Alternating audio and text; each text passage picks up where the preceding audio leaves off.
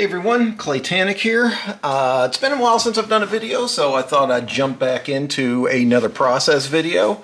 I've been working, but a lot of what I've been working on is in the not safe for work category, therefore inappropriate for YouTube. But this particular page, which is right here, let me show you the pencils, is somewhat lacking in nudity, so I figured I could show you this. Let's go ahead and darken the pencils up a little bit so you can see it. So I've finished the pencils here. This is going to be in issue 3 of the comic book that I'm working on, yet to release. It's an ongoing work in progress.